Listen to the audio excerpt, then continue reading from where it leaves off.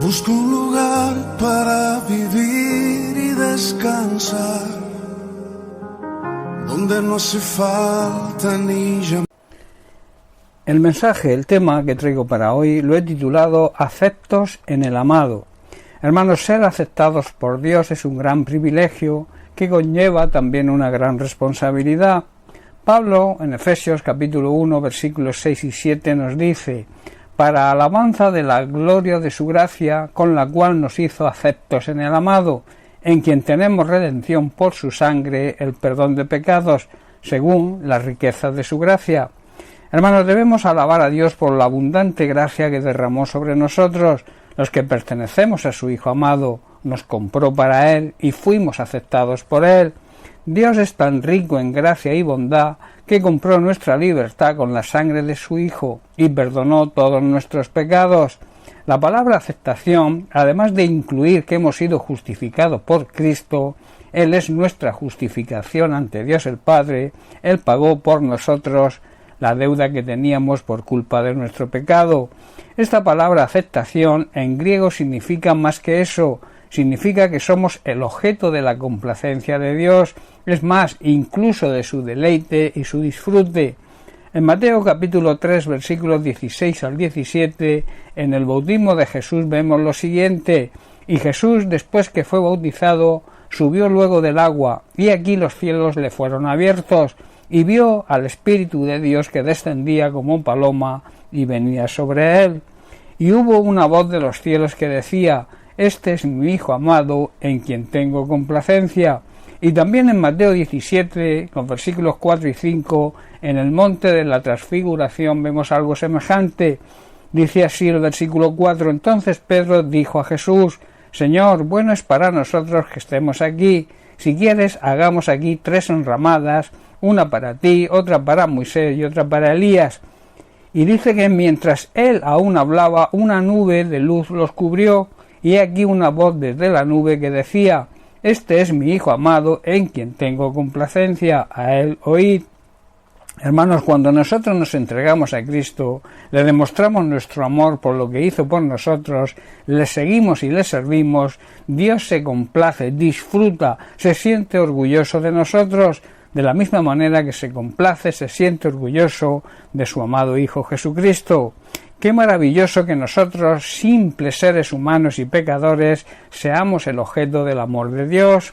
Pero para esto es necesario que sigamos y obedezcamos a Cristo y su palabra. Así Dios el Padre nos hará aceptos por medio de su amado Hijo Jesucristo. Algunos cristianos piensan que son aceptados por sus propias experiencias o emociones. Así es como ellos lo entienden. Cuando su espíritu está animado, tienen buenas sensaciones y emociones y su esperanza está latente, creen que Dios los acepta porque se sienten en una posición quizás por encima de los demás, como se suele decir, están en una nube. Pero cuando tienen el ánimo por los suelos, suelen ser víctimas del temor de que ya no sean aceptados por Dios. Tanto en la posición del espíritu animado como en el desánimo, Dios nos ve de la misma manera. Para Él ni somos más ni somos menos, aunque para este mundo sí lo seamos. La realidad es que si seguimos e imitamos a Jesucristo y le aceptamos como nuestro Señor y Salvador personal, somos aceptados por Dios, sea cual sea nuestra situación emocional. Dios nunca cambia. Lo que sí es seguro que cuanto más honremos, respetemos y obedezcamos a Dios, más felices y gozosos seremos.